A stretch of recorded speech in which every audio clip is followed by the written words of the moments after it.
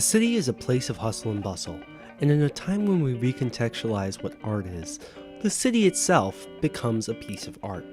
Buildings, murals, fountains. But if there's one thing that's never appreciated, it's the bench. The bench never goes anywhere, it's never appreciated, and hardly ever understood. It is a bench. To most, it is a thing of utility, and not at all a thing of beauty. But to me, it's the opposite. So, what exactly is considered a bench? Or I guess, what isn't a bench? Can a bench be indoors? Is a couch considered a bench? What about the materials of a bench? Where am I on the metal bench debate? Since this is a common question, I'll clear it up. If it looks like a few chairs got smashed together, it's a bench. Otherwise, you're out of luck. Sorry. The bench is one of the great human inventions, alongside the fork and the 3-day weekend. And just like them, the bench has a rich history.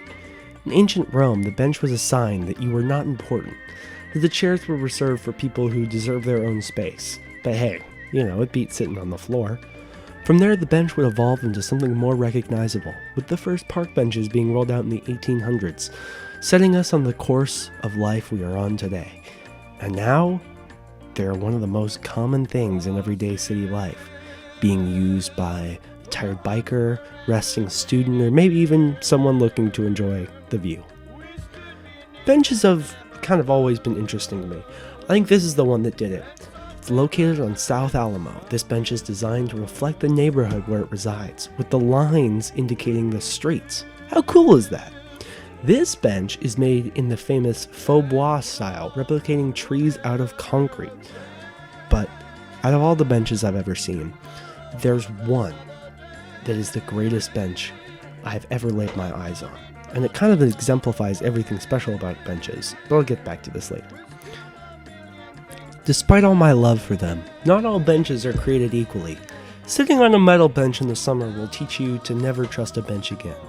For every good wooden bench, there are about 10 bad ones that'll give you splinters if you so much as run your fingers over them. And of course, the worst offenders of them all. Barricades, such as these, are a modern part of city benches and aim to keep the homeless population from laying on them. And honestly, this sucks. All it does is put homeless people in a worse situation, which is a bad thing. Benches are for the people, and people want to sleep on them. Let them sleep. That being said, even these benches have merit, because all benches are important in their own way, because all benches tell a story. Who decided to put a bench here, and why? What was the design intention behind it? Because even though they are never noticed, benches were created with some intention.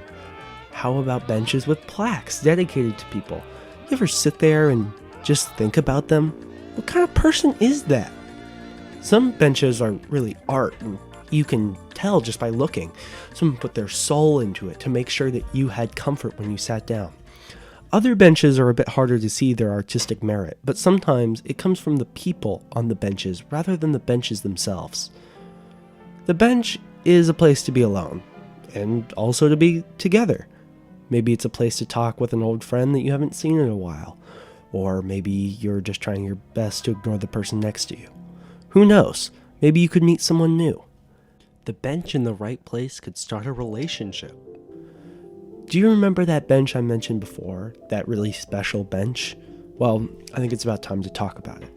This is a bench that is stored at the Whitty Museum, and on its surface, it looks a lot like the other benches you might encounter roaming the streets of the world. And in fact, it comes from our own San Antonio Riverwalk. But what makes this one special is the engraving that is at its core. The note comes from one Johnny Cash to his soon-to-be wife Vivian. The note simply reads, "Johnny loves Vivian." To me, this is like the quintessential bench. On its surface, it is plain and normal. But when you take a little deeper look into it, you see a bench that shows love. A bench that shows history. And also a bench that makes you think about what the potential of benches is. So benches are important to me because they aren't just things that you sit on. They're a link between our relationships with others. To sit on a bench with someone and have a conversation might not seem like something that you should cherish, but it is.